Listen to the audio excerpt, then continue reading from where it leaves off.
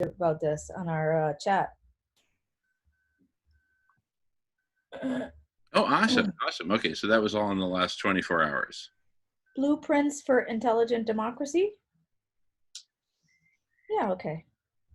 Yeah, so I met Charles briefly, but not directly. We didn't like exchange directly any ideas, but yeah, I saw him, and that was right. I think when he shared that video about the virus, which I just got to watch a little bit, well, before I went to sleep, because I didn't catch it then.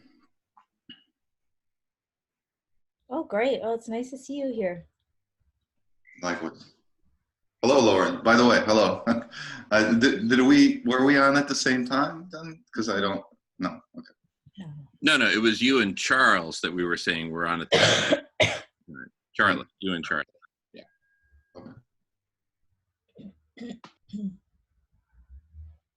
All righty. Well, I was just starting to give Lauren an update, which is, so your timing is perfect.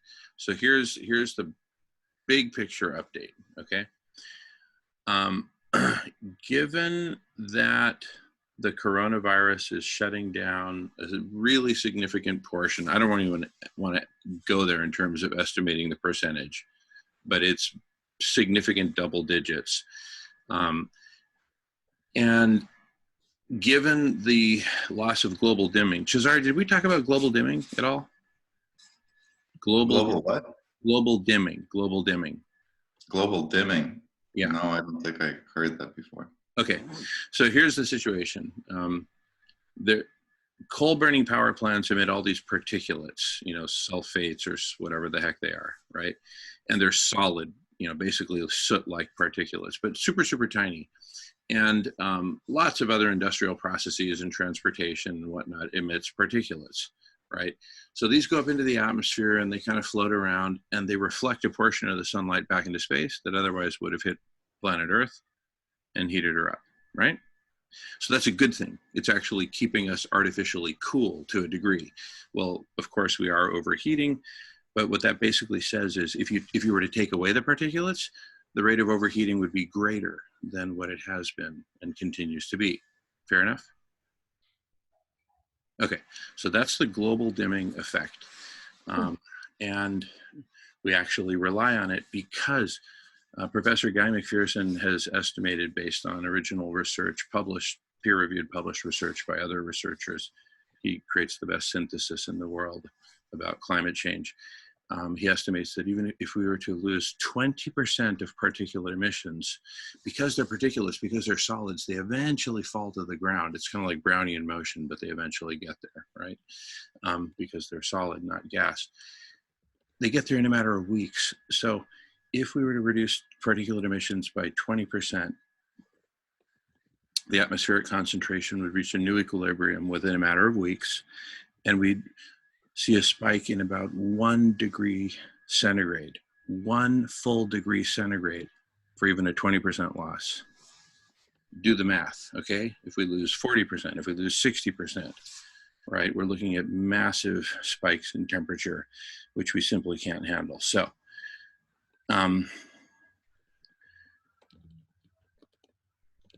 but it gets better or worse, depending on your perspective. It gets more interesting. So here goes.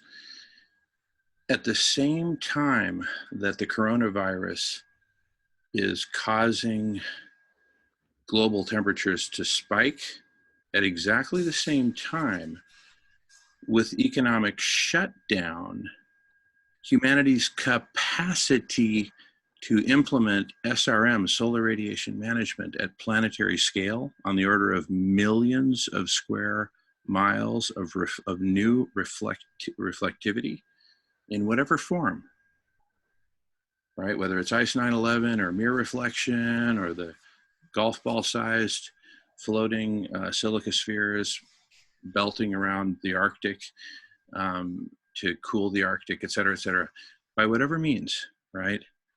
We need millions of square miles of this stuff. And that requires massive manufacturing and ocean engineering and all that.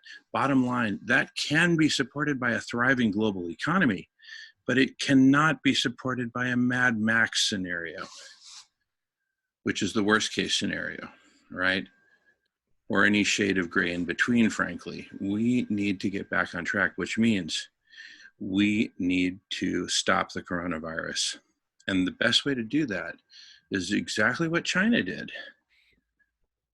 They distributed food to everybody, delivered it to their doors. Stay inside your apartment, we'll bring you your food. Is it a massive effort? Yes. Can we do it? Absolutely. We drop off pallet-sized quantities of food at the entrances to specific neighborhoods. A police officer is there when the delivery is made. Food gets distributed to everybody by very safe, hygienic methods and procedures, which collective superintelligence can figure out. Cha-ching, right? And voila, okay? So distribute food to everyone and develop the vaccine, right? And collective superintelligence can do both those things, can figure out both those things and many more. The bottom line is we need to ramp up collective superintelligence as quickly as possible so that we can accomplish these objectives with respect to coronavirus and with respect to food, so that we can get the global economy back on track before too long.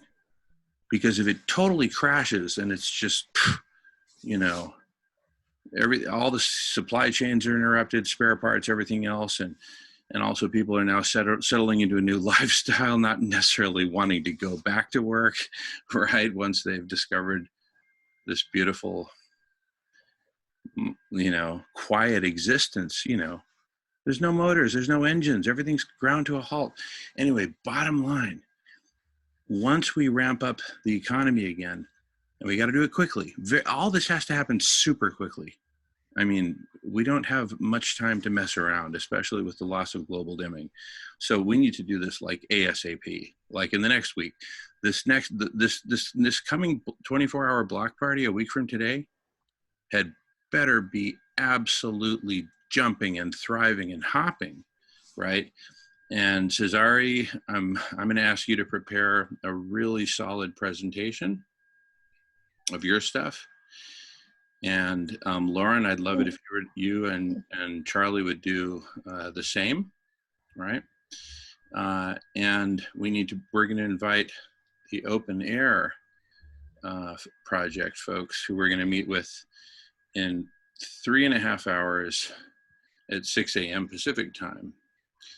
And by then we'll have a nice taxonomy built out for them of the full spectrum of eradicating the coronavirus, including food distribution, including politics, media, education, you name it, across the board, right? So there might be 20 major categories of eradicating coronavirus, from politics to philosophy, well, maybe not philosophy, but, you know, from hospitals to neighborhoods to schools to industry to transportation to you name it, across the board, solve it, right?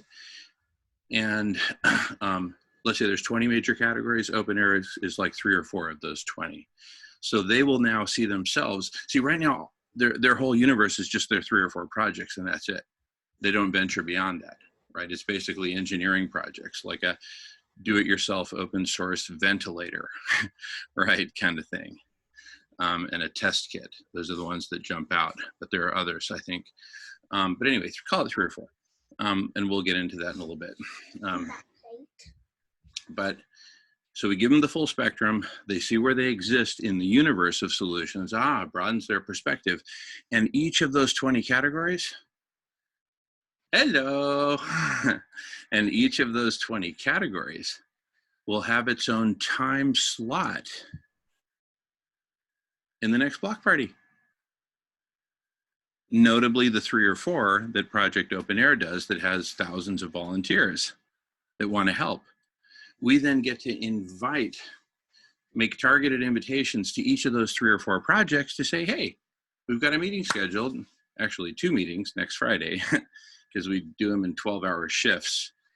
Think of it like a soccer game, with the first half and the second half. Each half is 12 hours long. So we'd cover all 20 of those topics related to coronavirus within each of those 12 hours. But the overall sequence would go like this. Here's the overall strategy. that we're proposing. 3 phases. Phase 1, build out collective superintelligence, including all of our work. Okay? Put it all together as one big holistic whole. Cesare has really great software with his Agora system that I'm sure he'd love to share. I wouldn't mind taking a second dose, right? It's really good stuff. And, or you know, however it works out is fine. And Lauren, I'd love it if you were to share whatever you're comfortable sharing, whenever you're comfortable sharing. And that's, by the way, that's one of the rules of the block party. No one is ever required to speak. No one is ever put on the spot. No one is ever pressured to respond to anything. So if I ever put out a suggestion, hey, Nolan, you know, would you talk about shaving cream, please? And Nolan just practice saying, no, I don't feel like it, or just shake your head. That's it, right? Or doesn't even have to do that. So, and you can just turn off your camera, and that's your way of saying, listen. Anyway, so this is a safe space, right? This is not a place to, you know, there's no gotchas here, etc. And by the way, we can also pause recording whenever anyone feels like it. So if it's like, hey, you know what? Because we're not streaming right now. It says we're streaming, but we're actually not. YouTube took us down for like community guidelines, something or other. Give me a break. I think they pick up any kind of coronavirus flags because they're trying to keep down the misinformation. I think that's what it is. Interesting. Very interesting. Very interesting. Wow. Okay, good to know. Thank you for that. But anyway, so in terms of the stages, 3 stages. Stage 1, build out the collective superintelligence. Stage 2, stop the coronavirus and end world hunger by distributing nutritious vegan food to everyone. So we kill 3 birds with 1 stone. Coronavirus, world hunger, veganism. Stage 3, now that the collective intelligence has brought stability back to the planet. Interrupt for a moment. I think the expression is feed 3 birds with 1 scone. Thank you. Thank you very much. We're going to feed 3 birds with 1 stone-like piece of bread.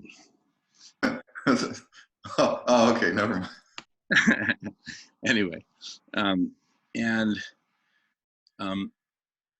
then stage 3, cool the planet with various forms of solar radiation management at planetary scale, millions of square miles. Those 3 stages give us a foundation for life. Skip out on any one of those, and it's really not a pretty picture. And we need to stop the coronavirus in order to revamp the economy, in order to do SRM. And all this has to happen very, very fast. I mean, by summer at the latest. So that's why like every week counts and every day counts. So I say, personally, I'm not into burning myself out. And so basically there's 2 days a week when I do these mega long meetings. There's this one, which is 24 hours plus an hour and a half of open air. And then the last Solution Club was 9 hours, right? So, and for me personally, and I hope this is the case for other people, though I know it can be pretty exhausting, but for me personally, it just works really efficiently to just get into the zone. You know how it takes a while to get into the zone, the Zoom zone, the video conference zone, the co-creative zone, etc. Get in the zone and just stay in the zone and just get so much work done. 24 or 26 hours. But that's me personally. And then on Tuesday as well. But to do all that, I need to chill out in between, right? That's me personally. But it makes sense to me that if we put all our eggs into the basket, the collective basket of the gigantic 24-hour block party, and this is not to pressure anyone to be there for 24 hours or even 12 hours or anything of the sort, but because we run through the same topics, 12 hours, and then 12 hours, right? You only even have to, you basically just, you can, and because it's symmetrical, you can pick your slice. You know what? I'd love to start at 8 a.m. and end at 8 p.m. my time. You cover all the topics in 12 hours. So if you really want to get full spectrum, 12 hours will do it. Hey, Jamin, I'd love to hear about Cesari's thing, if that's okay. Absolutely. Cesare, yeah. And did you want me to play it, Cesare, or did you want to play it? I can share it easily. Here, so yeah, I mean, I can send Lauren. I can share with you the video, and you can watch that later. But what I'd actually really like to focus on, because I think this is the part that people miss. It's actually about taking a stance for something. It's about commitment, committing to some. Here's a simple way to put it. If you have like 100 people, and if all of them want something similar, but not exactly, and each one of them is saying what they want, it will really just create a lot of noise if they're not organized. But if every person, well, but if some of those people organize together and they create one script for all of them to read at the same time, you know, even if it's just 10% of those people, even if it's 10 out of 100, and every one of them is reading from the same page, the exact same words, they're going to dominate the rest of that, you know, 90 people. And that's basically the whole idea behind the stock market of ideas, is that each person is building their own political philosophy out of different ideas. So I have a list of ideas. Let's say 23, just to keep it simple. It's 23 ideas. I can support whatever ideas I want. I think I have good ideas. Otherwise, I wouldn't have them. I'd have different ideas, and I would think those are good ideas. But so I have my ideas, and I try to share those ideas with other people. For example, you know, I can take one of my ideas and I can tell you, Lauren, I have this idea. I think this is a good idea. And this would be so, actually, I'm thinking about sharing my screen just to actually show you what Agora looks like real quick. I don't know how to do that on here. But so the point is, in the bottom, there's a green button called share screen. okay, share screen. And it And says, then there's a blue button at the bottom of that, at the bottom right, that says share. okay, is my screen being shared right now? Yes. Okay, so I am going to log into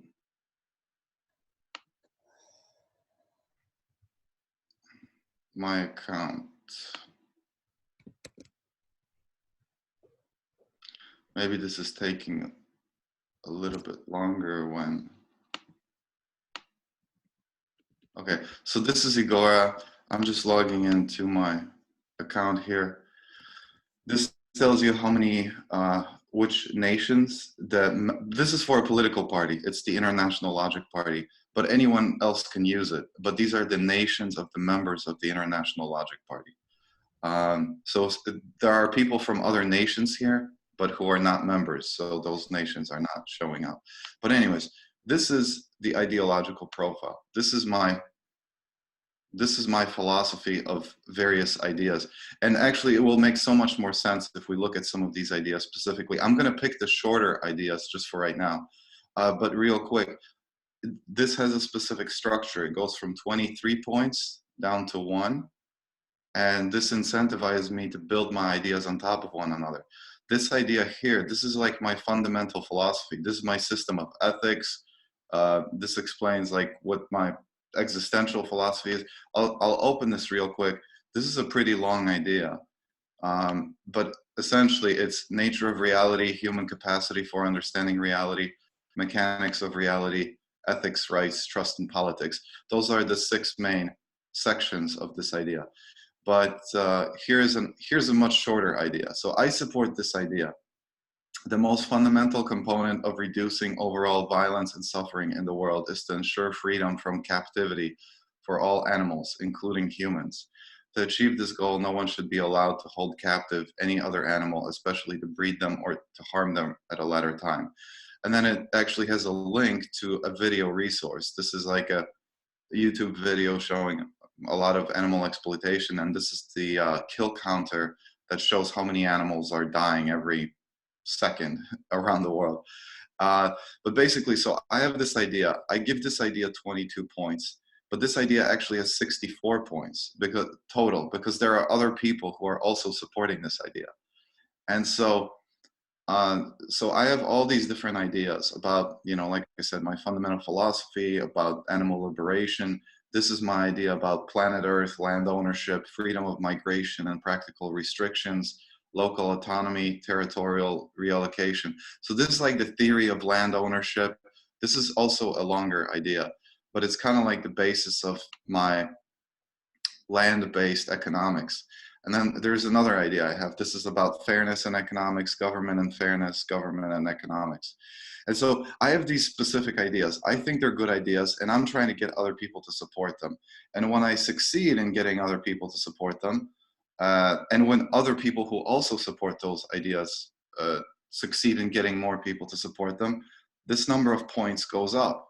So, you know, each idea has a certain number of points, and then we can see which ideas in the world are most strongly supported on the idea dominance index. And so here we're going to look at all ideas from all categories, all nations, and I'm going to move this here for a second. And so the number one idea in the world is about equal opportunity for children. Human society is best served when every child is afforded the opportunities to prosper and thrive in the human community and society, regardless of the wealth and personal life choices of their parents. This includes the basic needs of sustenance, shelter, protection, and healthcare, plus the education of language, nutrition, farming, conflict resolution, fiscal planning, culture, sciences, physical fitness, arts, philosophy, which includes logic, critical thinking, ethics, meditation, and market-based economics. So this is the number one idea in the world. It has 147 points from 7 people. Actually, these are not, some of the accounts have become inactive, so this idea would actually have more than 300 points from like 20 people. So there are 20 people around the world who take this line of text and they say, this is my idea. And by people supporting these ideas, well, they're going up so that more people can be made aware about this idea and also support it. Or maybe come to a meeting and discuss it and tell us why this is a bad idea. And not everyone agrees with this idea. Some people think this idea is problematic. Here's the number 2 idea in the world with 91 points from 6 people is the idea about, well, basically markets being the basis of an economy. And the role of government in economics and creating a fair economic system. So this is the number 2 idea in the world. This is the 3rd idea is about legalizing drugs and regulating, taxing them, and helping people get off drugs. So we have all these ideas supported by the people based on how strongly they are supported by the people. If you don't like these ideas, give us a better idea. Like we're like in our meetings, we don't just talk. Like, give us a better solution and advocate for it. If people think it's a better idea, guess what? They will support it. They will add it to their philosophy, and then that idea will rise. But if people don't do that, then maybe it's not that good of an idea. Maybe it's not, well, there are many reasons why that could be the case. Maybe it's written with spelling mistakes. But the point is, yeah, the best ideas win. And because people really want good ideas, because this is when you actually, the most important thing about this is to help people communicate with one another. So you can see what my philosophy is, and you can very quickly learn a lot about me, a lot of my positions on all kinds of issues. This saves you a tremendous amount of time getting to know me, but it also saves you a tremendous amount of time getting to know anyone else who's also using this. So if you want me to get to know you, it would be great if you had an ideological profile. Show us what your ideas are. And the virtue of, you know, showing us what your ideas are, you're also supporting your ideas around the world. So it's all interconnected, and, you know, all of these functions are mutually enhancing one another. And of course, ultimately, the whole point is to nominate political candidates who actually represent what the people think. So, so in this campaign function, I can announce myself as a candidate for, like, let's say, president of the USA. Hold on a second. This is loading. So this function still has to be developed. Still working on that. Because the goal is that we can nominate political candidates for pretty much every government position in the world. Come on, this thing is.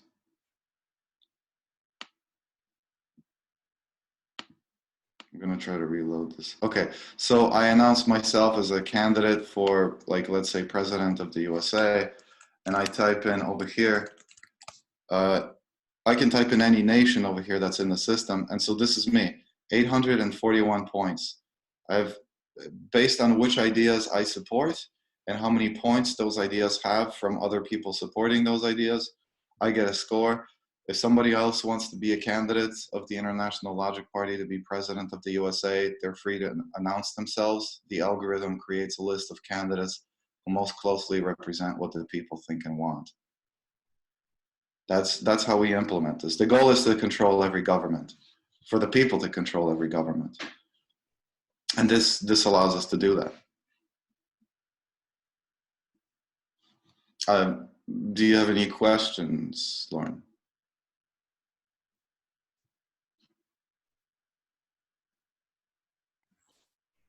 Yeah, so people have to kind of log into the site and like create a profile there. That's it. Okay. Yeah, it takes 2 minutes to, not even 2 minutes to register. And, you know, there are two main ways to explore ideas. The first way, and, you know, there are a lot of ideas here, and a lot of them are conflicting with one another. A lot of them are competing, opposing competing ideas. And so, you know, I have an idea here about taxes here. Like, you could search this, let's say tax. We can look at all ideas pertaining to taxes. And so there are actually 9 ideas that have the word tax in them. And so this is an idea that I support. This idea, well, no, never mind. I was confusing it with something else. But so this is my theory of taxation. And it explains how taxes are a tool for people to realize their common goals. But there is also an idea here: taxation is theft. The appropriation by force of someone else's property is theft. So this idea is competing against my idea. The reason it has 0 points from 0 supporters is because whoever supported that idea has not logged in for a while. Basically, they're presumed dead. We don't want people who are dead voting. So if you don't log in for a while, well, your idea stops getting support from you. But this idea is very opposite of this idea. In fact, I wrote this idea in opposition to the commonly expressed, what's the word, catchphrase that taxation is theft. So if you read this, you'll see what my theory of taxation is, why I don't think it's theft, and how it should be done most fairly. So you can go shopping for ideas. The point is you can just go like shopping for ideas. You have a whole bunch of different ideas about all kinds of things. Of course, you might want to start out by looking at the most strongly supported ideas. Probably that's because they're good ideas. Typically, that's the case. Unless you have a whole bunch of crazy people who agree on something, which is extremely unlikely, because that's not what crazy people do. Crazy people don't agree on stuff. That's why they're freaking crazy. So yeah, you can go shopping for ideas. Not to say that all of the best ones are at the top. There are some good ideas that are further down. But yeah, you're going to get a real wild mix of ideas when you look at the indexes. But then if you want to look at, but the second and really the deeper way to explore ideas is when you're looking at specific people's ideological profiles. So like over here, I'm following some of my friends. So like here, this is a guy that's actually organizing meetings in Ukraine. This guy is really awesome. He's one of our leaders. And so Roman Kostik. So him and I, we agree on a lot of ideas, but this is how you can get to know Roman.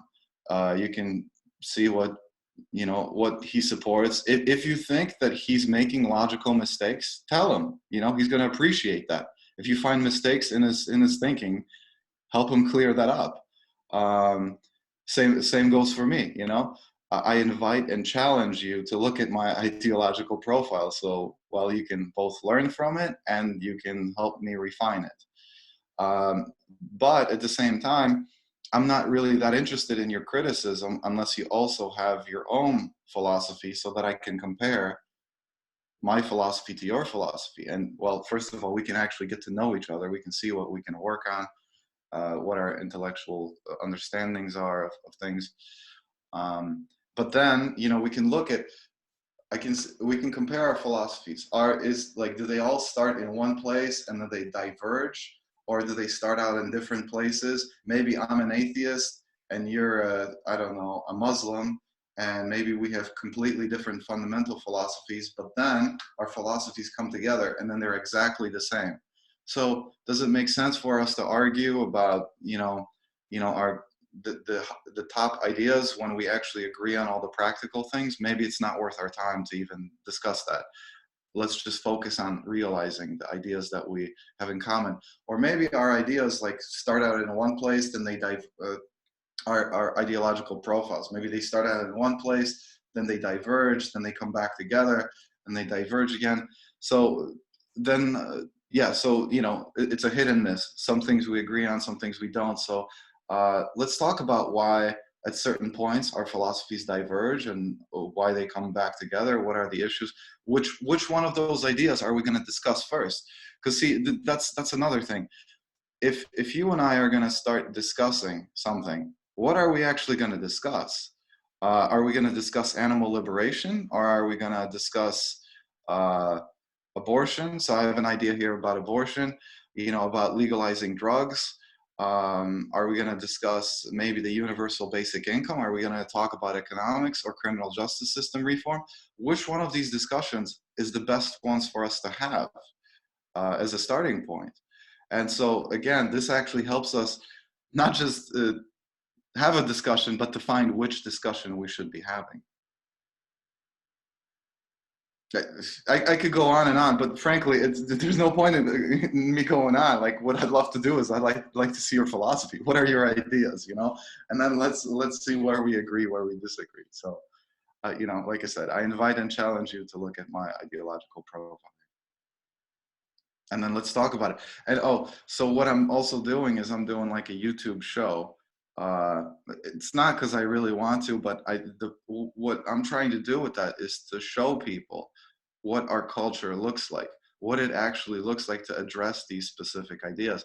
So on the YouTube program, I have a guest, and each one of us comes at the other person with an idea. I have an idea that I will try to get my guest to support.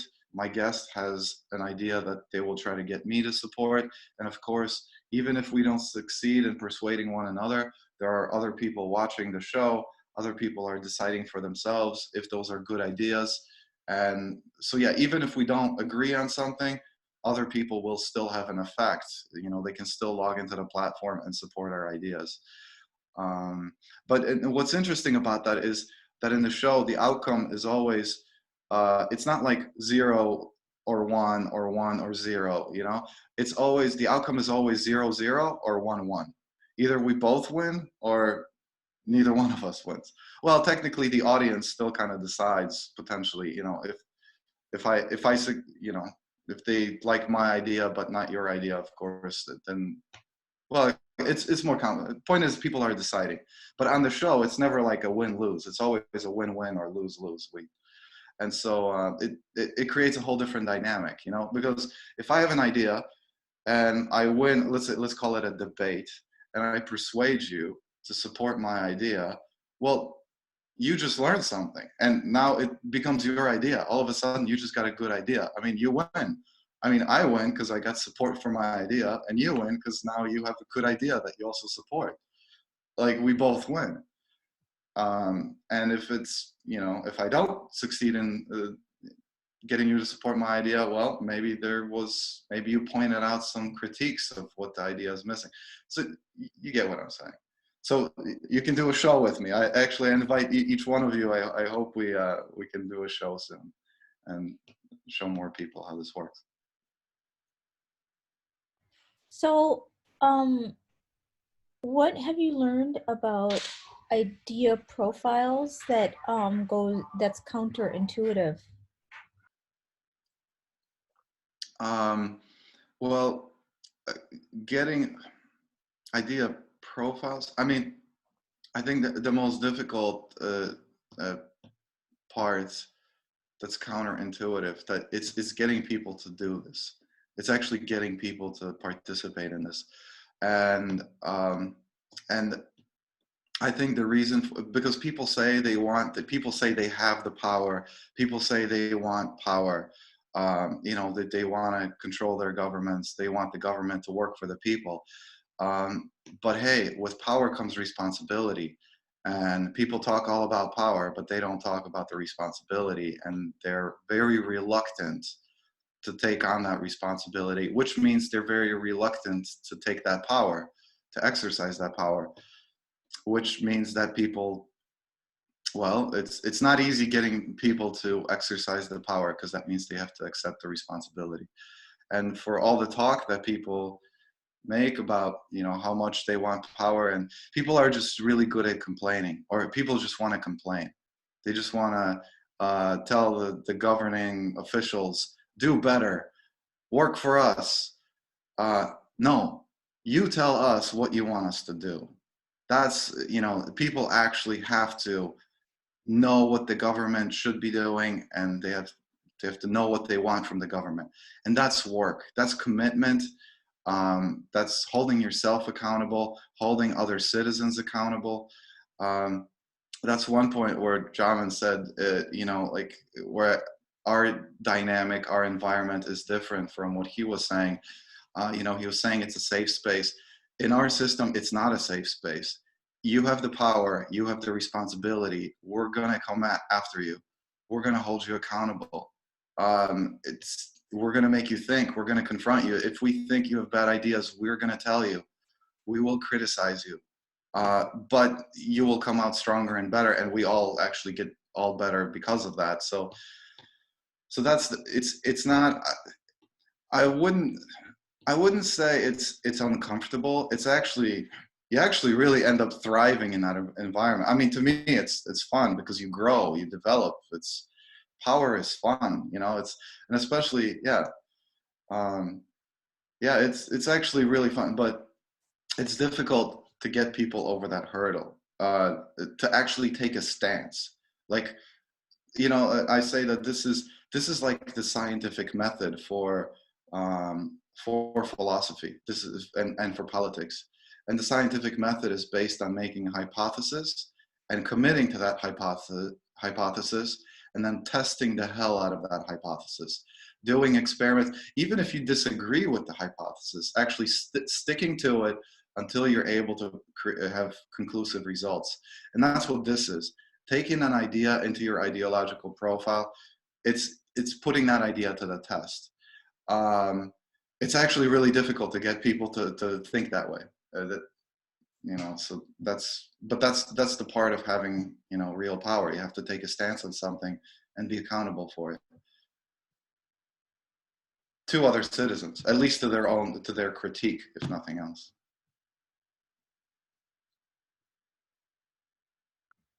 It does seem like it would take a long time to do this. You know, and that's interesting, because yes and no. See, there are things that you can do. There are strategies to make this go quickly, and because, okay, and there are a few reasons that you can look at this way. first of all, if you think of any political party in any country, if it has 1% support of the population, first of all, that's a lot of people to actually have support a political party. I mean, if you think about it, that's a lot of people to get on board with your program. I mean, you know, even a country with just a few million people, you know, having 1% is quite a lot. Um, but we're not like any other political party, and so we're international. So the point is, if a political party in the United States, let's say the Green Party, they have 1% of support in the United States, basically they're completely ignorable. They don't matter. However, with us, we don't work the same way. So if we had a 1% of the public support, point is if we have 1% in just one country, might not really matter that much, but we can have 1% of public support in every country. And just having that would already make us the most powerful political movement in the world. But so what we can do at that point is collect the resources from around the world and then focus on certain strategic, let's say, campaigns, certain strategic areas. Maybe we would focus all of those resources on winning a congressional seat in the United States, House of Representatives. And guess what? As soon as the International Logic Party has a seat in the House of Representatives, I don't know if I can curse here, but the appropriate thing to say is effing. I'm trying to stay away from the cursing. I was actually a little bit concerned that maybe that had something to do with YouTube, taking down the video. But I'm so sorry about that if that was the case. But the point is when we have one congressional seat, every newspaper in the world is going to be writing about that. But not because some strange little offbeat party took a seat in the U.S. Senate. Nobody cares about that. No, it's because it's the International Logic Party. It's because it's an international party and it's logical. The only party that actually really is logical. And guess what? That's hella freaking newsworthy. And at that point, when we have one congressional seat, that's the publicity that we need. When people start talking about us, they're going to be like, oh, how ridiculous is this? What kind of a party would presume itself to be logical? I want to read about them and find out how silly and crazy they really are. And guess what? When they read about that, they're going to say, wait a minute, this actually makes sense. This really is logical. And guess what? People are going to start to register for our platform. People will start to express their ideas. We'll start to participate. Our system will grow. And then the next election cycle, we're going to win 5 congressional seats. The next, we're going to win 50. The next race, we're going to win all of them. So building, what I'm trying to say is, building the critical mass might take a moment, but after that, it will be a cascading effect. And partially because of the name. The name is a recipe for explosive growth. It's not just Green Party. It's actually international. It's logical. There's one of the biggest things that people fear is some kind of I mean, in a sense, it's capitalizing on people's fear of international movements, global movements. That's a big factor. The other thing is that there are certain strategies and tactics that can be used to get people's attention. I don't have it with me, but I have a sign that I use when I go to college campuses and I hand out leaflets to invite people to our meetings, because that's what this is about. Actually, just to share the screen here, the meetings. This is the heart of the system. It's about people coming together to discuss these ideas, and mostly it's supposed to happen online. I'm sorry, it's supposed to happen in person, but it can also happen online. So these are, you can participate. We have a global meeting essentially in a Facebook group. But anyway, so when I invite people, I have a sign that says "Control your government." And see, the reason I have that sign is because no one else can have that sign. There's no other organization in the world that can tell people control your government. And the reason for that is because if that catches people's attention and they come back at you and they say, okay, how? Well, we're the only ones who can actually give people a real answer. We actually give people a way to control their government. There's no one else who can say that, because there is no one else who can do that. And that's just me, one guy standing, and that could look kind of crazy to some people. That looks strange or whatever. Some people are actually intrigued by that. I've had some fantastic conversations with people, because they were interested in that. But guess what? When you have like 5 people or 10 people standing in the town square saying control your government, and there are hundreds of people walking by, that's starting to look, yeah, control your government. And control your government. When you see that's another thing. People are actually very bad at estimating numbers. And so even if you have, you might have a country. I'm in Poland right now. There are almost 40 million people here. And that's a lot of people. I mean, it's an insane amount of people if you really look at the numbers. But you can actually get the attention and the public opinion by certain coordinated efforts, because people can be easily impressionable even with small numbers.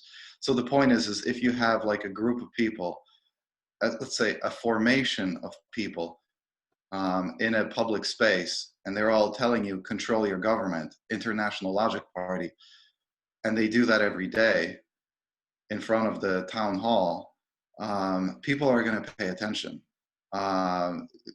Newspapers will start to write about that. The number of users will start to grow. The number of members will start to grow. The number of people who are out there telling people to control your government will start to grow. And guess what? It becomes explosive very quickly. So yeah, there are ways where you can completely leverage, the resources that we have, even very limited resources, to get a lot of public attention. Because like I said, control your government. No one else can give you the tools to do that. So.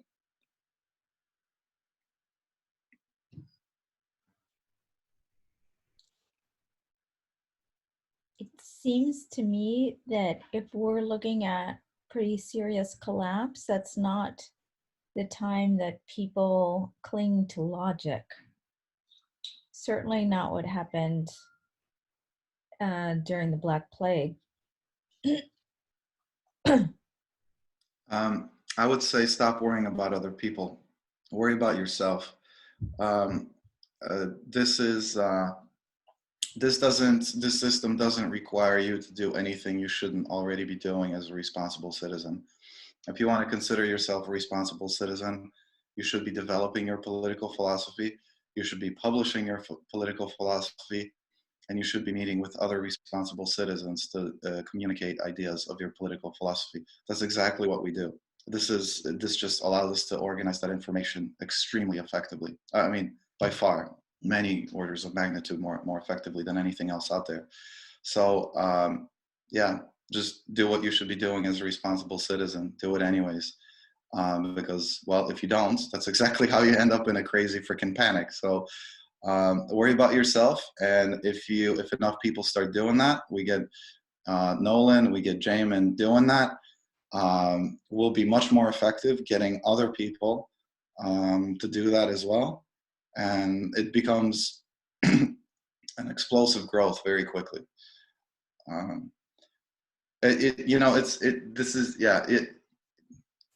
This gives people such a tremendous advantage.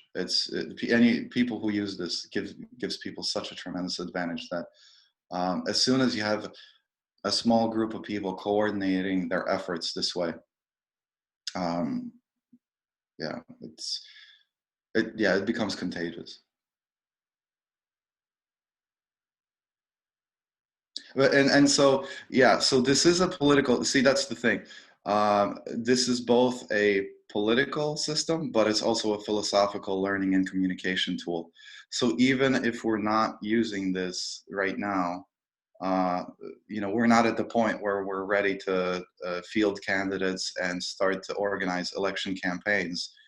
This is still a tremendously useful tool just to help you communicate with others and to learn ideas from others. So again, like I have ideas here. I'd be very happy to discuss them with you. And again, I'd be very happy to discuss them with you on air, you know, on a video program where other people can also learn about my ideas and your ideas, and they can kind of fall in line with that process. And we could, you know, I could bring up any one of these ideas to you. I mean, I'd first like to see what your philosophy is, to see what ideas your philosophy might be missing. Um, and then, of course, you know, you come at me with another idea. Again, it's something you know, you probably have ideas that you care about that you want to share with others. So again, this is just a platform for you to do that. Yeah, so we can start by creating that culture, but very quickly that the community turns into a real full-fledged political party.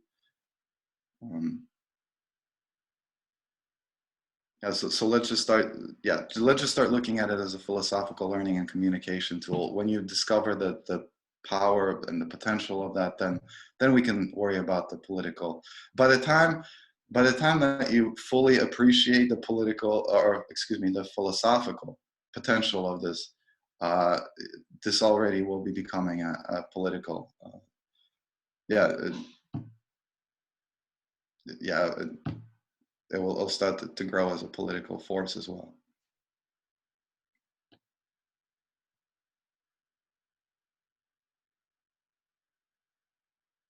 Because there are simply so many interesting ideas here. Like, I don't know what your background is. Like, I have no idea. I don't know if you come from, I don't know, a science background or an economics background or an educational background. So there are different ideas here that you know, could be and should be developed by all kinds of different people. For example, this is an idea here. It's a universal idea.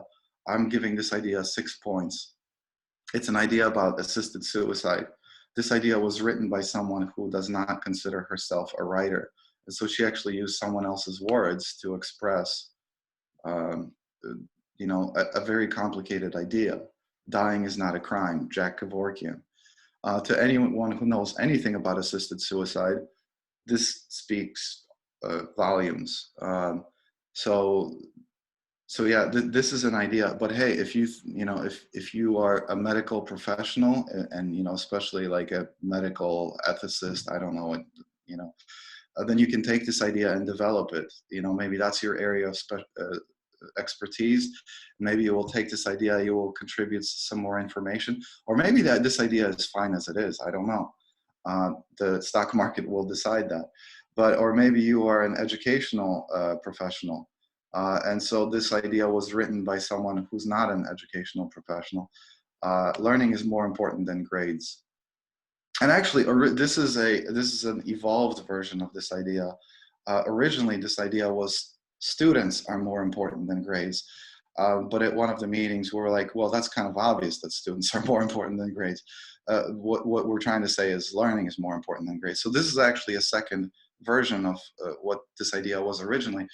But the whole point of this was that a lot of education systems are too focused on fitting students into a certain rubric rather than helping them grow and develop. And you know, this was not written by someone who's an educational professional, and that's all they were capable of writing. But hey, if you're an educational professional, go ahead and write a better idea for that, and we'll be happy to support the better version of that idea. Again, maybe your area of expertise is economics. So here, you know, technically, about half of the ideas that I support are related to economics. So we have this idea about markets being the basis of the economy. But to me, this is one of the most fascinating ideas, the theory of taxation. So hey, let's discuss this idea, you know? Again, it's about people communicating. I'd really love to discuss this idea with someone who's an economist and, you know, a professional economist.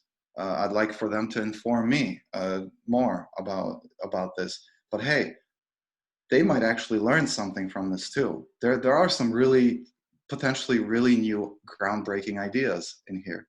So even a professional economist might learn a lot by reading this. But I don't know. Let's see. I'm open. let's talk about it. Again, this is, so this is fun. The point is that this is fun, and it becomes a lot more fun when you see how much more effective this makes communication, just one-on-one. Even the point is, even if just two people use this system, it's of enormous benefits to them. So don't worry about the millions out there. Let's worry about just me and you, Cesare and Lauren. Let's talk about some ideas. Let's get to know each other, because then when you and I are like, well, like this actually saved us a lot of time and really facilitated our mutual understanding, then we're going to be like, hey, Nolan needs to know about this. Let's get Nolan participating in our discussions. Let's see what's Nolan's ideological profile going to look like. Um, and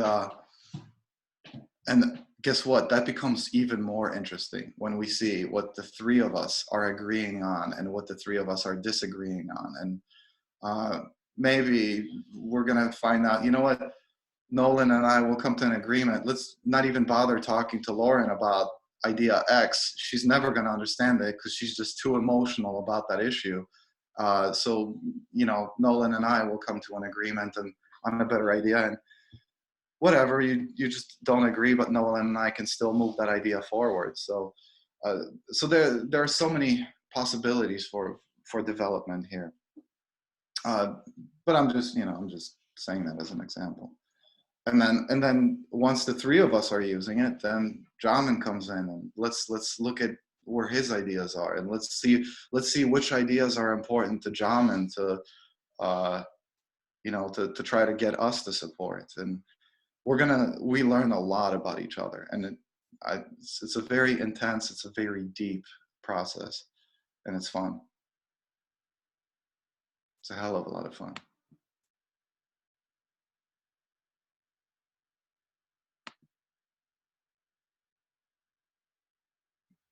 So, sorry, I'm trying to formulate my question. I'm sure it's going to be totally inarticulate, but is the most important thing figuring out the relative order of importance, like the emotional attachment of the ideas? Is that where the numbers come in? That's up to you to decide. It's a combination of both. I think you should start out, okay. Because when you think about this, you as an individual, you only have a limited number of points that you can give to an idea. And it's a finite number.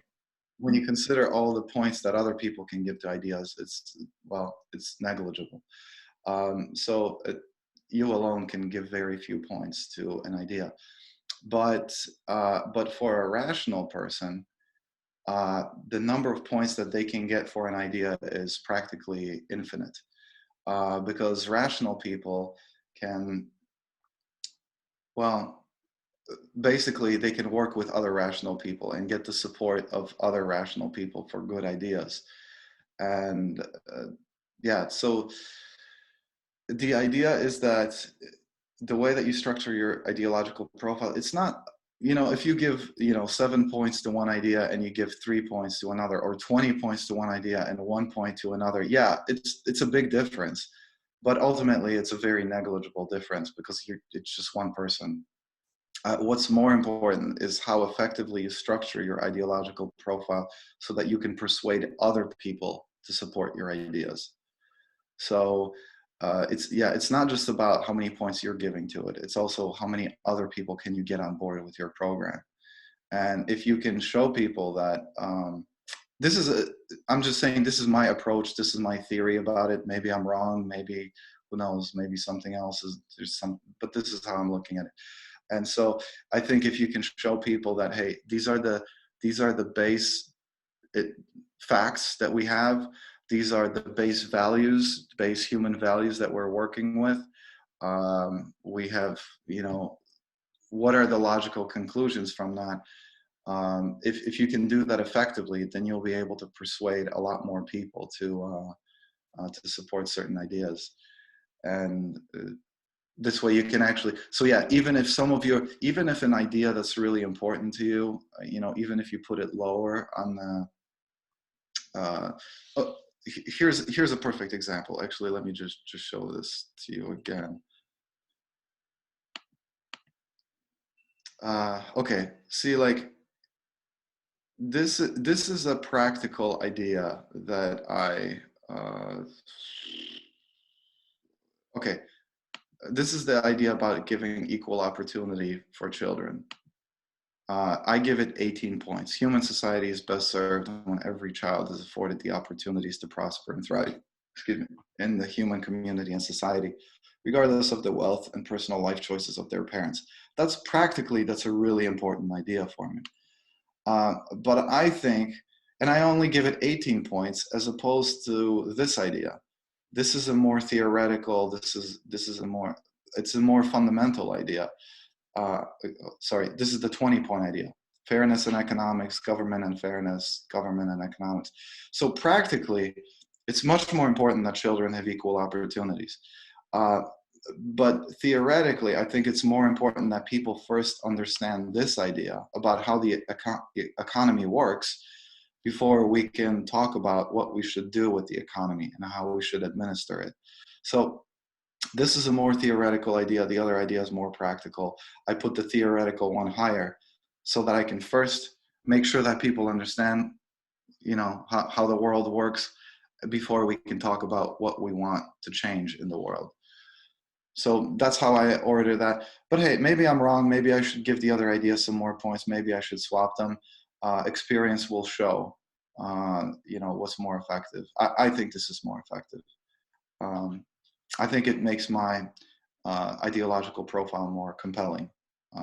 Other people will look at it and be like, whoa, this all makes sense. And they're more inclined to actually want to learn from me.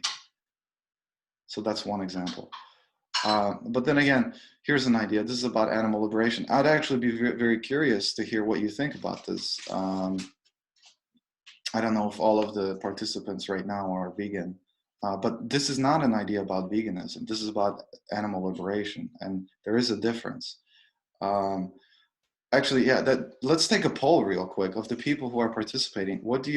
How many of you agree with this idea here, with the text of this idea?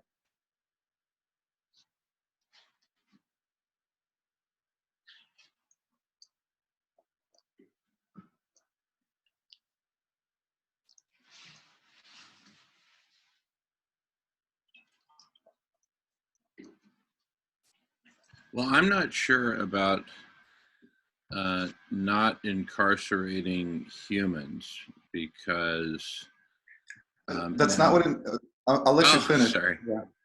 No. No, if you wanted to, no, because you know what, these ideas are interdependent on one another. And theoretically, and this is important too, yeah, these ideas are connected. So yeah, but basically there are a lot of different ideas contained within this idea. But there's another idea here. This is about criminal justice system reform. So we're not saying we shouldn't incarcerate them, incarcerate criminals, but it's how we approach, the criminal justice system. Please go ahead and read this idea real quick because it's related to the other one. Or I'll read it out real quick. The focus of the criminal justice system shall be on rehabilitation, especially through education, life coaching, and job training, rather than on punishment. Those who cannot be reformed sufficiently for eventual return to society shall be given a choice between continued institutionalization or release into a well-guarded natural location. Basically, we're talking about banishment, probably to an island. And so, yeah, it's the way that we should be looking at criminals is that they're also animals and they have the freedom, they should have the freedom to do whatever they want. We don't want them within our society, so we need to isolate ourselves from them. And so, well, we can create a natural location for them where they can coexist with other beautiful people just like themselves and maybe eat each other. Who gives a shit? They can do whatever the hell they want in the wild. So yeah, this idea is related to that other idea. And again, if you read my ideological profile, you will see how all of these things are connected, and you will see that logic that runs through it. That's what makes a good ideological profile. But hey, maybe I'm wrong. Maybe you can build a better ideological profile with better ideas. Please show me. If there's a better way, come on, let's do it. So yeah, back to this idea. So how many of you agree with this idea?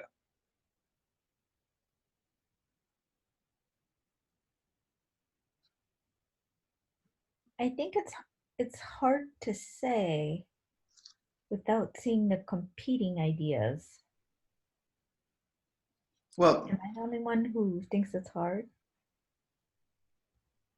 Yeah, well, I see what you're saying, and I can kind of, I mean, I think like, okay, what about pets? That seems like a weird gray area. But at the same time, I like see what you're saying, and I agree with that. well, it's not easy to write a good idea. See, it's easy to talk about good ideas, but to actually make good ideas and to lobby other citizens to support those ideas, yeah, that's real fucking work. So hey, if you have a better idea, please, I'd be happy to hear it. And just to show you real quick, because there is another version of this idea. So I didn't explain this part, but so you actually have up to 46 ideas, from 23 to 1 and from 0, 23 to 1. There was an idea, I thought I supported it. Basically, it's an idea that just says, no, I used to support it, but it was a waste of space, so I stopped supporting it. But I want to show it to you anyways. Actually, I'm going to look at the idea dominance index. I'm going to look at all ideas, and I'm just going to type in animal.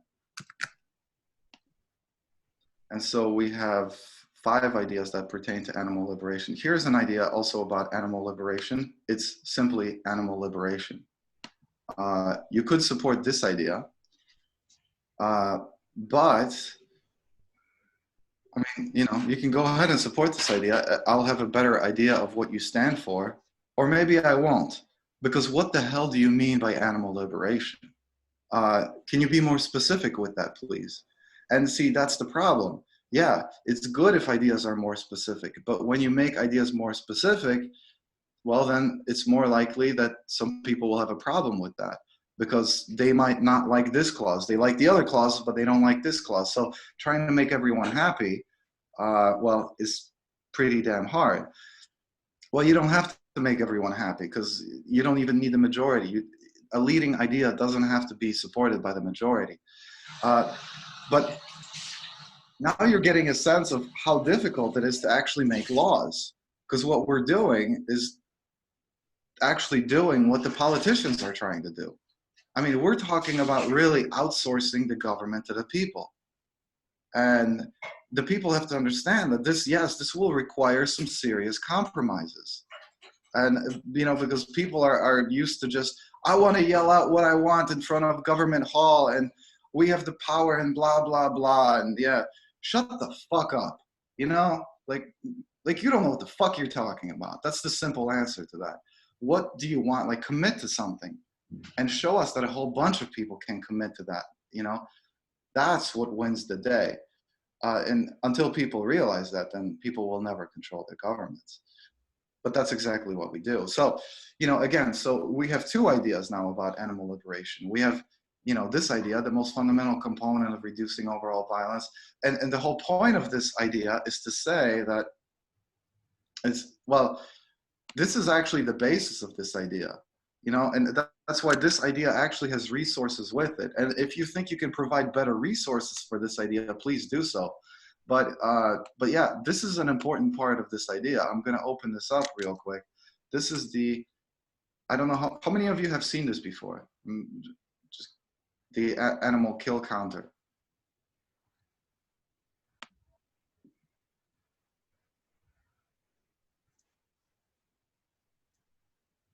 How many of you have seen this page before? I have never seen this page. Well, there you go. Now that's what we're talking about, the most fundamental component of eliminating violence and suffering in the world, because from the moment we opened this page, 50,000, it's 60,000 chickens were murdered. for human gluttony and hedonism. So yeah, that's what we're talking about. But hey, if you have a better idea about animal liberation, please write it and let it compete in the stock market, and we'll see if it's really a better idea. But until you do, until you come up with a better idea, you know, you can at least support this one. But guess what? You know, I mean, you're not committed to it for life. You know, you can remove this idea from your ideological profile as soon as, you know, it becomes unsatisfactory to you. But by supporting an idea that maybe it's not perfect, but maybe it's good enough, it will incentivize you to be like, you know what, I need to make this idea better. Like this idea, and you know, that's a reason for the ideological profile having two halves to it. You know, the 23-to-1 and 0-23-to-1. This is to allow you to support alternative versions of an idea, so that you can support the popular version, but you can also create your own specialized version that you think is better, or, you know, more nuanced. So it allows for more innovation.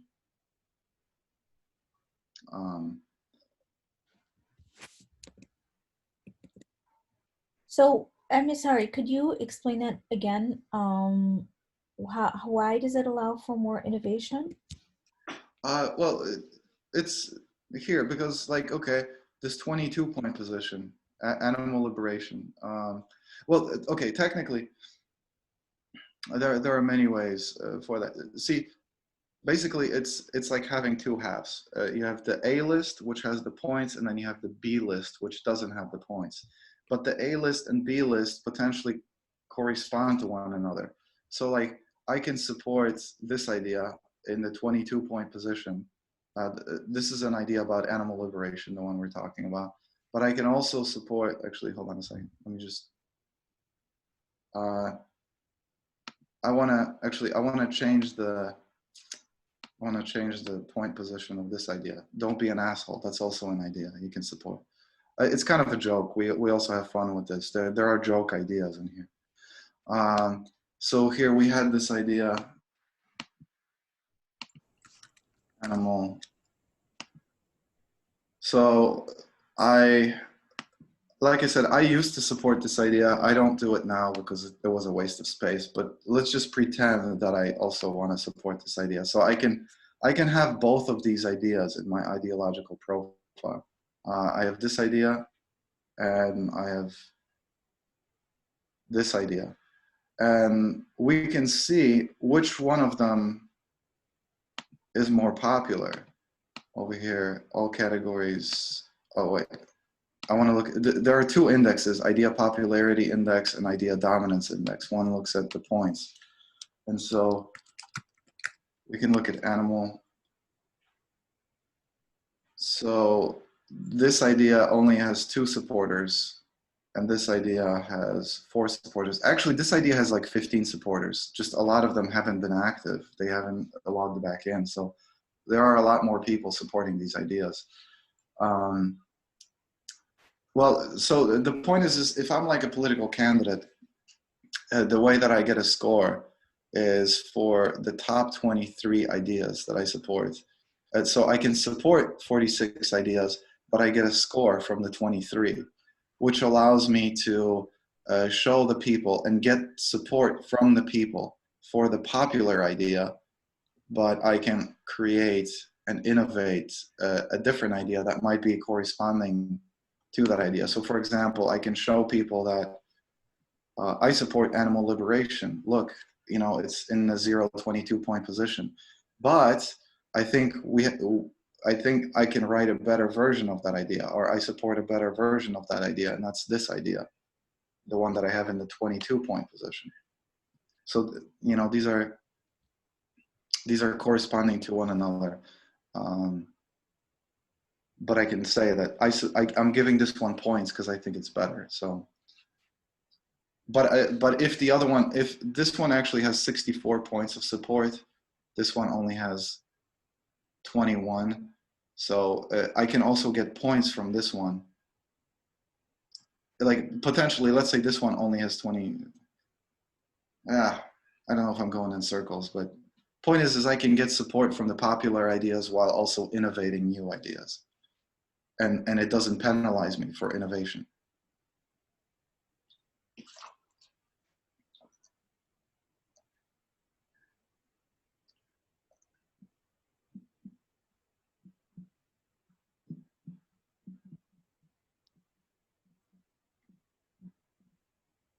Does that answer your question?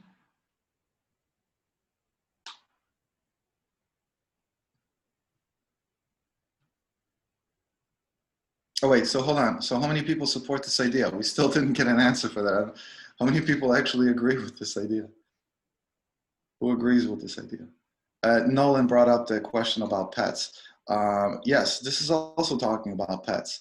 But see, the thing is, ideas can be and should be and will be interpreted from many different aspects. First of all, it's up to me to interpret. I interpret what this idea means to me, and I could tell you an interpretation of this idea, and you could have your own interpretation of this idea. Potentially, one of us might be completely wrong. Maybe one of us is completely just misreading this. But the idea is that people can rationally interpret what this means. And the idea should be clear enough so that it leaves very little to interpretation. To me, it's obvious that this is also talking about pets. However, that is like by no means the priority. Like if you look at what this is talking about here, the resources that I'm providing, the animal kill counter, we're not talking about dogs and cats. We're talking about chickens. Actually, what's interesting is we're not actually talking about wild caught fish. So let's ignore this number for a minute. For now, we're talking about chickens. We're talking about farmed fish. We're talking about ducks, pigs, rabbits, geese, but not cats and dogs, not pets. So obviously that's not the priority here. Cats and dogs are not the priority here. However, ultimately, yes, that also pertains to cats and dogs. So, what I would say is that, yeah, I just don't give a shit about cats and dogs right now. They're kind of okay. Once we liberate the cows, pigs, and the chickens, then we're going to worry about how cats and dogs are treated and, what we can do about that and how we can ultimately phase out all pets from human society. But somebody else could say, no, this only pertains to cows, pigs, and chickens. And so, this is only about farmed animals for food. So, hey, but those are just two competing interpretations. There's another way to interpret that. There's going to be a political candidate who rises based on this idea. And so what is the political candidate going to say how they interpret this idea? How do they envision implementing this idea? What laws are they going to vote for or create based on this idea? And so that's another level of interpretation. Another level of interpretation is over time. Right now, obviously the priority is cows, pigs, and chickens.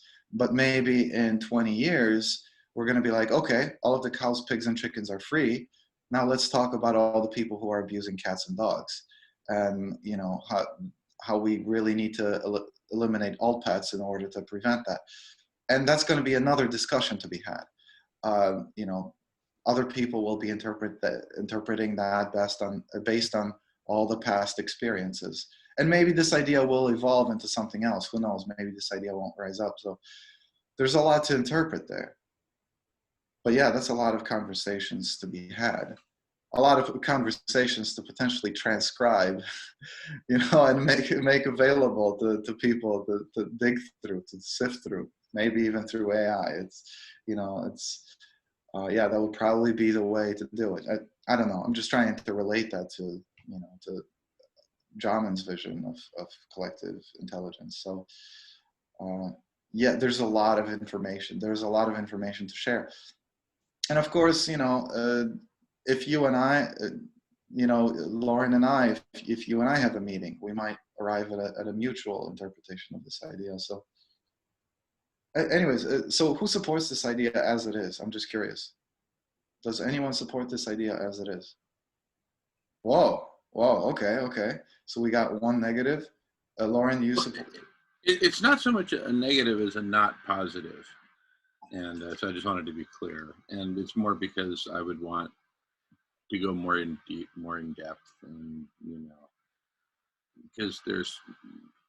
there's shades of gray. There's, you know, there's scenarios where I would want to hold, for example, human beings captive for a limited period of time. If someone's Well, going around shooting people or beating people up with a baseball bat, I would definitely want to hold that guy captive. no, you know what? No, I see what you mean. And actually, yeah, so specifically to that situation, yeah, at any point in time, someone who is being held by the law enforcement officials, they could say, hey, I want to go to the island. I don't want to live in your society anymore. I don't want to be captive by your society. Okay, off to the island to go, never to be seen again. Fine. So technically, anyone who's actually being, let's say, incarcerated, or it's all based on that fundamental decision that they actually want to be a part of society, and they want to submit themselves to the procedures of that society.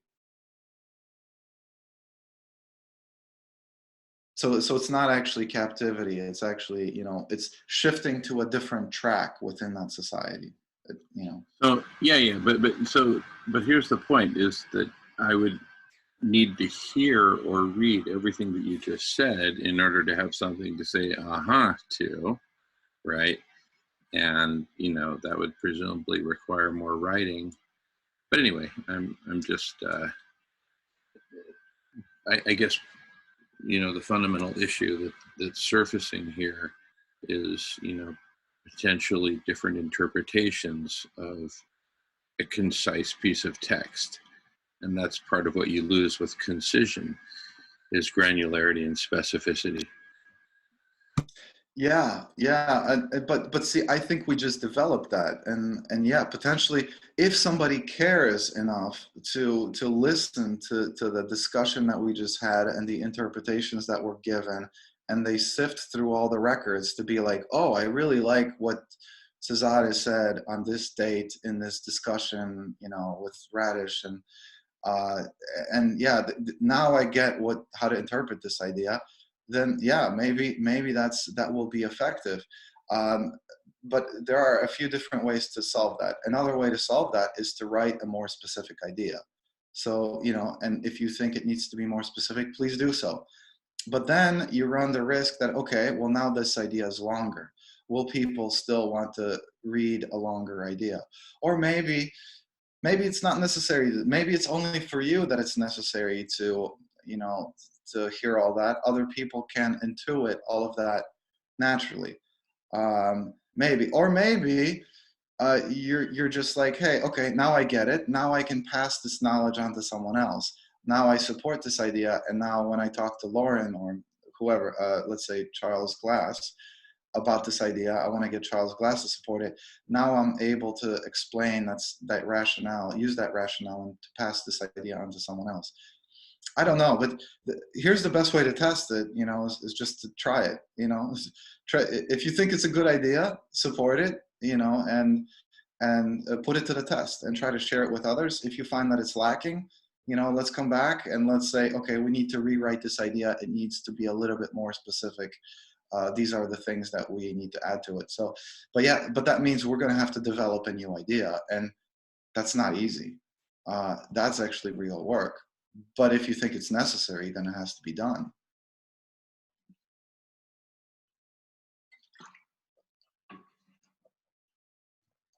I think I think this right now, this is the best idea that we have. The other alternative is just animal liberation. So those are the two choices that you have until you create a better path, So go ahead and create a better path if you want to. Well, here's another idea. Imagine that you did start with that concise and potentially ambiguous statement or idea. And then conversations were had with that as a starting point, right? And then let's say that over the course of conversation, lots of different aspects are discussed and refined. And then all of that transcribed text from that conversation could be used as the basis for a form of Q&A, right? And then if somebody says, hey, what about this specific edge case, and and they type that in, it would scan the text and find the, you know, the closest matching pattern and say, does this answer your question? Yes or no? And if it doesn't, then a message could be sent to the owner or author or whatever of the idea, or whatever community subscribes to that idea and says, hey, if there's any updates to that, let me know. Anyway, just thoughts. And yeah, that's where I'm seeing the value of what you've been talking about. It's yeah, that might be the way to enhance this. To be honest with you, I don't. This is something that needs to be tested. To what degree is that necessary? Because to be honest with you, when I created this, I thought a lot of that would be intuited out of the, like, people would be able to recreate that content spontaneously and rationally. Like, all of that would actually rationally come out of the exploration of that idea. But maybe it's not enough. I don't know. And so this is, yeah, it's, I don't know. But hey, we can do it. And if it works, if people are using it, then great. Then that means people are finding value in it. So yeah, of course, that could potentially be a way to really augment this.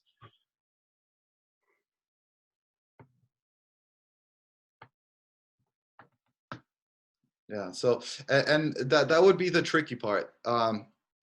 You know, actually, because yeah, the AI that would be required to interpret the value of these interpretations of ideas, that would be a tremendous undertaking, I think.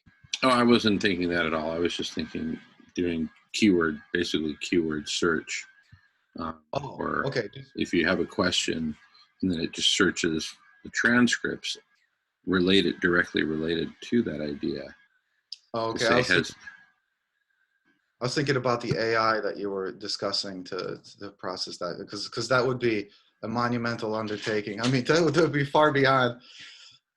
Yeah, but yeah, definitely. You know, the whole idea is that you know, any International Logic Party meeting, it's public and anyone can attend, whether virtually, if not physically, then virtually.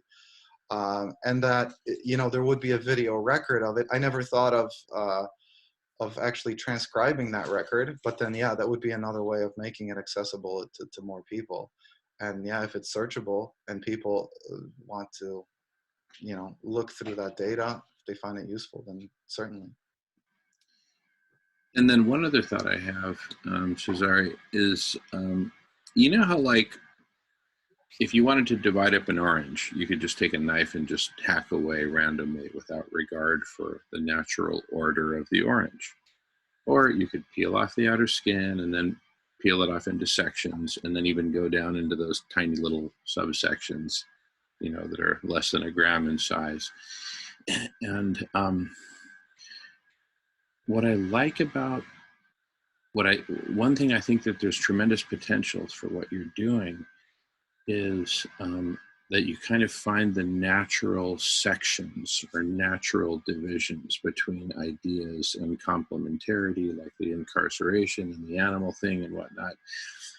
And given that, particularly if those ideas could then be connected in some sort of like web-brain-like interface, then it could be the basis for a taxonomy where those ideas are now topics, and you can then have whole series of conversations based on any of those topics, so they become living, breathing, growing things. You know, just like I was talking about cramming a bunch of topics into a 24-hour block party. You know, you could have a 2-hour, 4-hour, 6-hour, whatever period, and cover a whole spectrum of ideas in a logical progression according to a taxonomy. Left to right, top to bottom, bottom to top, whatever natural progression that, you know, kind of falls out of that taxonomy. And then, you know, update all the topics. And then it's almost like you have a constitutional Congress on whatever ideas anyone wants to talk about. If they raise their hand, boom, it gets on the roster. Right? Are there more than one people who want to talk about it? Yes. Okay, boom, let's talk about it. All transcribed and then all associated with the appropriate idea. See, then you have the idea, and you have this whole stack of transcripts of all the conversations, which is searchable. And therefore, any nuanced part of it that needs to be refined or whatever, you just talk about it. Apply collective intelligence. It's all transcribed. Bam, that text is golden. So, the whole idea of categorizing stuff, that's the difficult part, because originally, designing the system, one of the questions was like, to what degree are any of these ideas like pre-organized and kind of like almost like a poll, suggesting, do you agree with this statement? Do you disagree with this statement? No, but the whole idea is that anyone should be able to, basically that we don't give people a format to fit into, that people simply create alternatives, and the highest supported alternatives ones are the ones that are succeeding. And so it's just the one thing that I was careful to avoid is to, because then it becomes, because then you have like an in-group who controls the options that are provided to the rest of the people, and then you have the out-group who are forced to select from those. So yeah, if there is a way to avoid that problem, then sure. But yeah, that to me, that's always been a problem, is that who are the people who are like, no, you can agree with this idea, but you have to agree with it in this way. But no, what if I don't want to agree with it in that way? What if it's a completely different idea from what I want to do it, slightly differently? But so, and there are examples. I can't think of a good example for that, but because see, you could easily, the idea is that anyone else, like, okay, I'm not sharing the screen anymore, but let's say there's an idea about assisted suicide, or I don't know, any one of these more practical ideas that people are meeting about, but someone thinks that there is a much more important issue that needs to be resolved before we can address that issue. And so it's like, if people are meeting about idea X or idea Z, but somebody else says, yes, cool, but you know what? You all shouldn't even be talking about this. You should be talking about idea A, the one that comes before it, let's say, as presumably logically, so that anyone can always shift the discussion to a more fundamental idea. And who is to decide what's a more fundamental idea? To someone else. Like, some people might say animal liberation is like, oh, that's just like, that's not a very important idea. That's just, that's like the icing on the cake, or, the cherry on top, or whatever. No, to me, it's the fucking cake. That's the most fundamental idea about minimizing suffering in the world, is freedom, liberation. And so who's to decide whether, animal liberation is one of these, like I said, the fanciful ideas, or the fundamental ideas? Well, I think the person who wants to advocate for that idea should get to decide. And so each person gets to talk about, hopefully we all come together to discuss an idea about economics, that we actually focus in on that idea. But if somebody else wants to talk about a more fundamental, more pressing issue for them, then they should get a share of time to discuss that, or present that, at least speak their piece about that idea. And so that there is no constraint that would say, no, this is not a meeting about that, you can't talk about that. No, I think it's more important, so let's talk about that. And so this format gives freedom for people to shift gears, shift levels, as they feel is required, for a certain period of time, for a limited amount of time.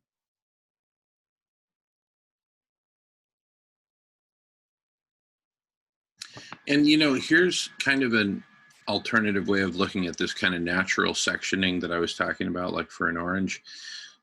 Here's a crazy thought experiment. Imagine that God came along before there were humans on Earth, and just scattered a whole bunch of humans all around the land masses of the planet in a relatively light concentration. Over time, there'd be sort of like natural kind of tribes that would form based on geography and climate, this river valley versus that range of hills, these lowlands, those highlands. Different peoples would kind of evolve to occupy with different cultures and all that. Let's just call them tribes, right? So likewise, if you think that if you imagine there's just this barren landscape and there's not a single idea anywhere, you write the first idea. Where does it kind of naturally land in this sort of pre-existing landscape of reality, right? For example. Hey guys, I gotta go make lunch for my family. Okay, Lauren, hey, thank you so much for popping in. And please do consider what I offered in terms of next Friday's block party. Really would love to have you. So please, I'd love to follow up with you on that. Great to meet you, Lauren. Bye-bye. Bye. Thanks, Lauren. All righty, and welcome back, Nicole and Eddie, and we got the old faithful crew here, which is super cool. All right, James, oh my goodness, did I see James' thumb go up, or is that a leprechaun who's stolen his phone? Right, it's James. Whoa. Awesome. Good morning. Welcome back. Hey, welcome back, James. Anyway, so back to we were just talking about Cesare presented a bunch of cool stuff. So likewise, and this probably gets into a realm of philosophy that I don't know anything about, but it seems like whatever the underlying reality is, right? There are taxonomies that would map more or less accurately to that underlying reality. But rather than try to predefine the whole taxonomy, just let topics kind of be, let ideas just sort of be. And then if a competing topic comes in that's kind of in the same turf and it starts to encroach, then they'll either consolidate, or one will kill the other, or they'll put some distance between them. But here's the thing, but really think about that kind of natural moonscape before the first humans landed on the moon, and where and how the humans kind of distributed themselves and according to what characteristics. I mean, I'm talking quasi gibberish, and it's partly because we're 22 plus hours into this meeting, but I think you're extracting the essence of what I'm saying. Wow. Yeah, no, it's definitely that will emerge. But if you're thinking about what existed before that's an interesting question, actually, because this is something I had to confront in the early stages of this project. Is see, I told you before, I've been working on a philosophy for a long time. A lot of these ideas I've had in my mind. I knew I had them. I knew that I could make them modular, but I never actually did. And so as I started building this system, I was trying to explain it to people, and I'm like, well, maybe, because see, I wanted to be fair about it. I wanted to create this. Well, yeah, I guess I wanted to create this plain, untainted, field where people can pour in their ideas. And the problem that I found was that people didn't know how to make ideas. I'm like, wait a minute, I'm actually going to have to lead this. I actually have to build my first ideological profile, and I have to express these ideas, and I have to show what I mean by an idea. And of course, my interpretation could be wrong. Somebody else interprets ideas as something else, but I actually have to show create these ideas. And so I did. So a lot of these ideas were written by me. A lot of these ideas are original already, that have been supported by many people, tens of people, which, I mean, I know it doesn't sound like a lot, but it is a lot for people to take a certain line of text and commit to that. And actually a whole bunch of people to agree on this take. Like, there are probably nearly 50 people in the world who actually said that idea about animal liberation, which said, yeah, I support this idea. This is my idea. But yeah, I had to do that and create that. And so that was something that I was confronted with in the beginning, like visualizing this system and saying, giving it to the people and say, hey, come on, fill it with ideas. Let's see what you got. but I'm like, wait a minute, this open landscape is actually, it's not very hospitable, you know? So I need to start to populate it with something so that people can have something to use as reference points. And but for some people that actually wasn't necessary. And it's interesting because some people want to say, you know, they hear about this concept, and there were a few people who have done this, not many, but there were a few who actually said, oh, I get 23 ideas, and they wrote out, you know, 23 of their ideas.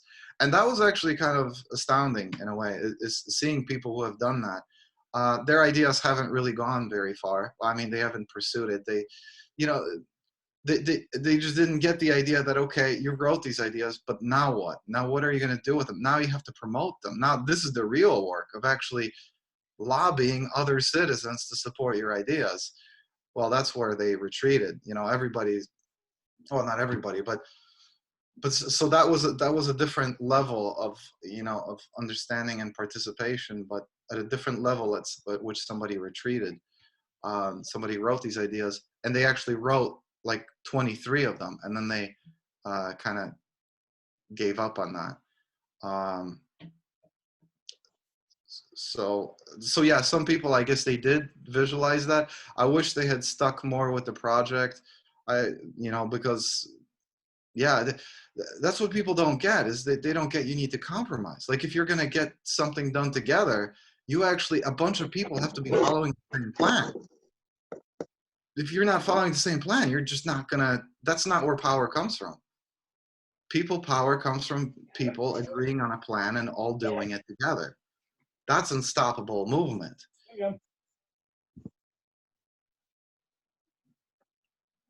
I think Eddie was saying something. Oh, I think Eddie, Eddie, I'm going to mute your microphone unless you're trying to talk. I think Eddie may just be listening in. Right, James? Okay. But yeah, so even if you don't like my ideas, you know, this is something, try to create your own ideas, you know, and, you know, Jamin, see if you can get Nolan to support some of your ideas. You'll see what I'm talking about. That's where things start to get real. Start building ideas, start promoting them to others, and see if they actually resonate with other people. Because we've done that. Like I support ideas that were written by other people, and it actually, it feels great because they're doing a lot of important work for me. So I'm outsourcing the work to other smart people, which is just smart, you know? So yeah, you know, if Cool. you can. Cool.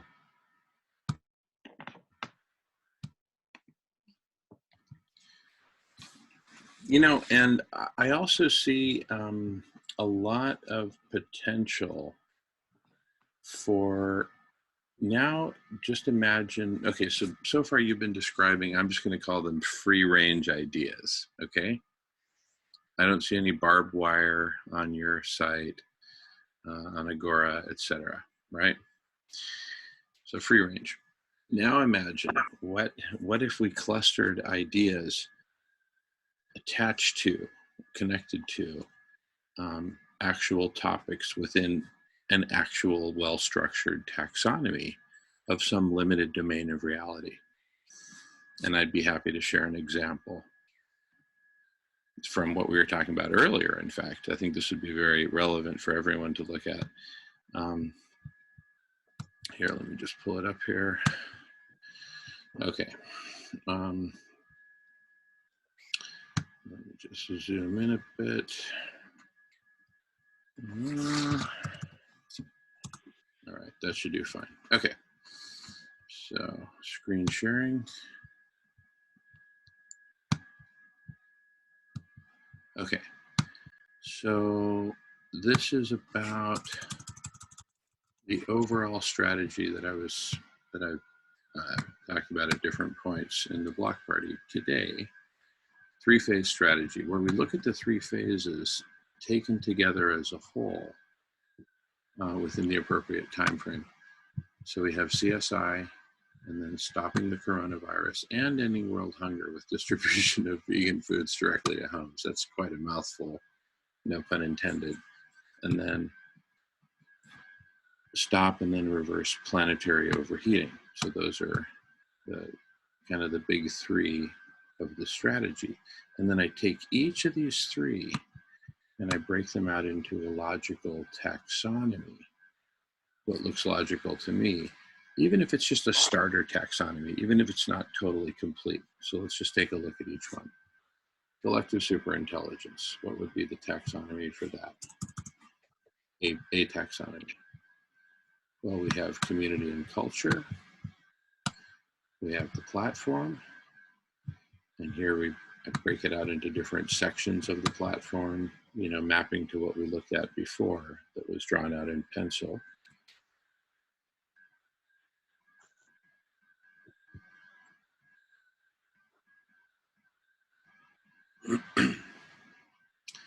And finally, solution areas and narratives. What are we going to apply CSI to? Well, stop the coronavirus, ending world hunger, and cooling the planet.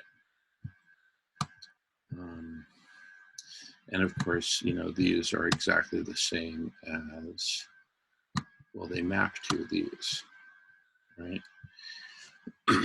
And then stopping the coronavirus and ending hunger. So far we've seen overall strategy and collective superintelligence. Next is phase 2, stopping coronavirus and ending hunger. And here's the taxonomy I whipped together.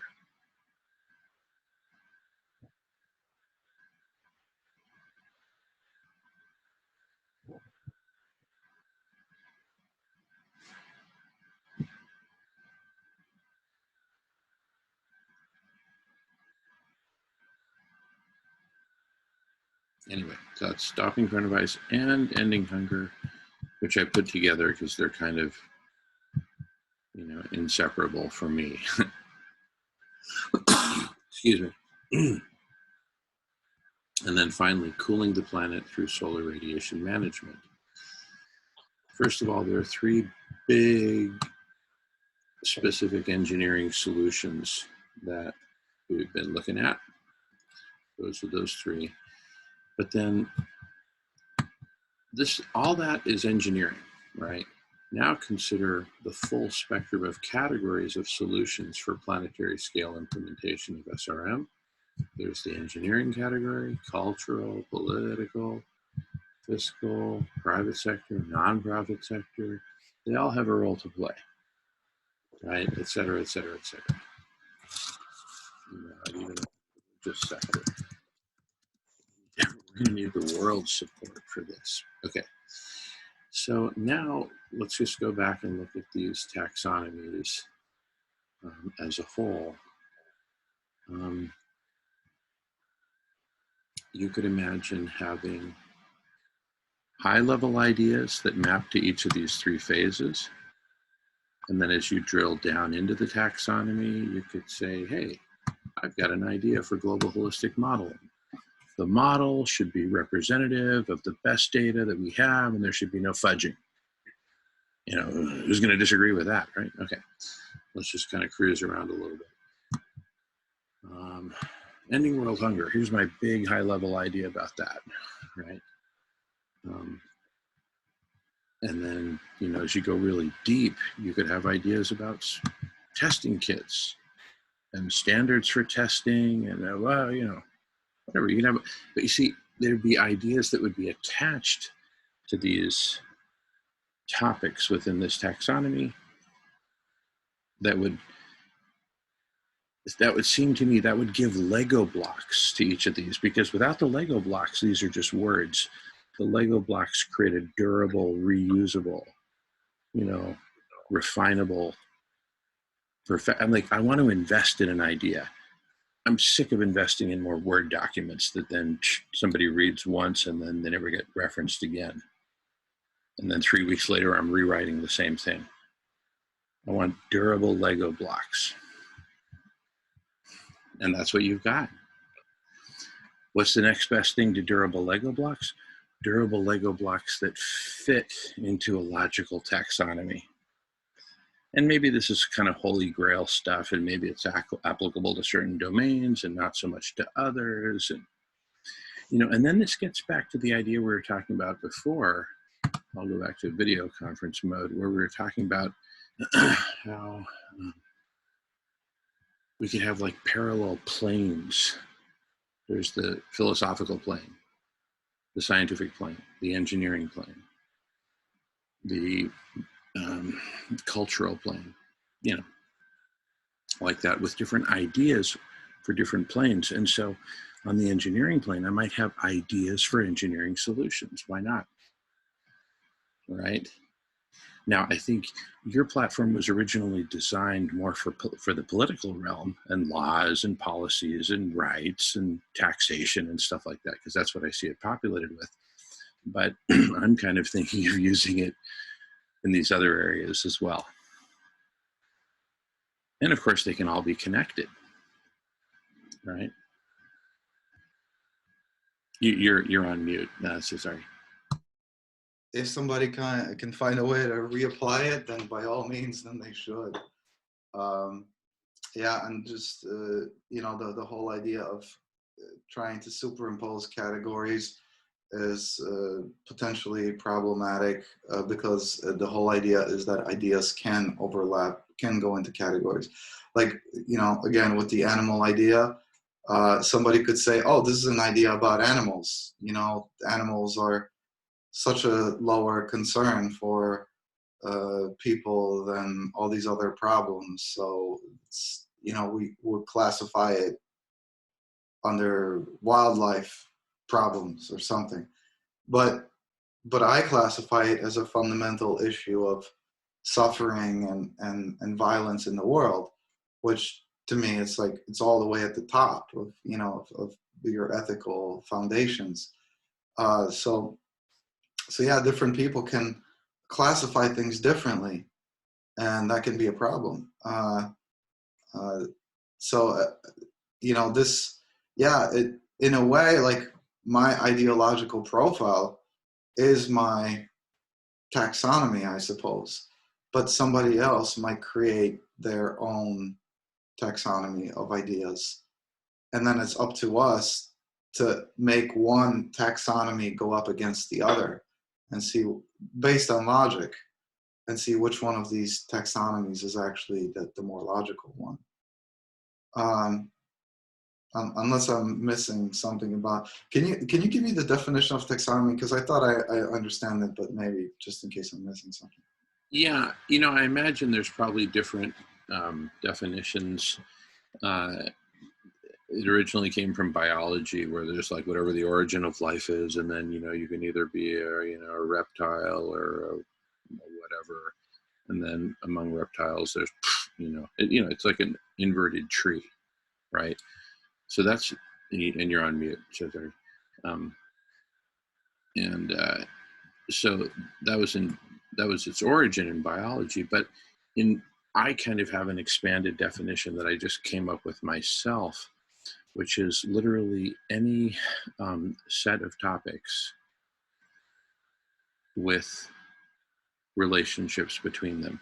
They can be cause and effect relationships.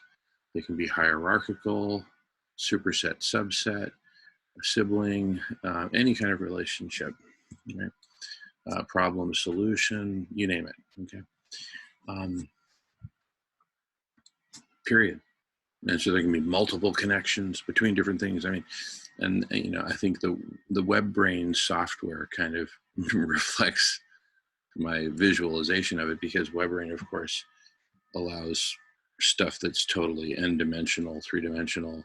I mean, it appears flat, but what I'm saying is it doesn't lend itself to just some hierarchical tree. Anything can be connected to anything, right? So it's almost like topics surrounding a sphere might be a good way of thinking about it, right? That are connected to each other. So I'm just giving you kind of an impressionistic definition, right? Because I don't have a precise one. It almost seems like one of those things that defies definition in writing. You know what I mean? You almost have to talk about it. But no, I'm better anyway. What I would say is that the ideological profile is your own personal taxonomy, in a sense, of your philosophy. It is like a tree of these ideas. And I think the more effectively that you create your taxonomy, it's a demonstration, it's a better, that's a demonstration of your logic. And the stronger that is, the stronger your taxonomy is, the more likely that you will get other people to support your ideas. So yeah, that's where I see that the taxonomy is actually individual. Potentially, if you try to put something on top of it, maybe it might be a good search tool, a way for people to connect things. But like, if you and I are going to discuss ideas, I would, first of all, I want to see, well, first of all, where does this idea stand on my ideological profile? Second, where does it stand on your ideological profile? What other ideas do you have that come before it that have more points, that have more support, that are maybe more important to you, or maybe are more logically fundamental to you? Because I should get to know that. And what other ideas do you have below that potentially develop that idea? So yeah, and those are the taxonomies that of ideas that I concern myself with, is what taxonomy are you using? And that's I get that by looking at your ideological profile.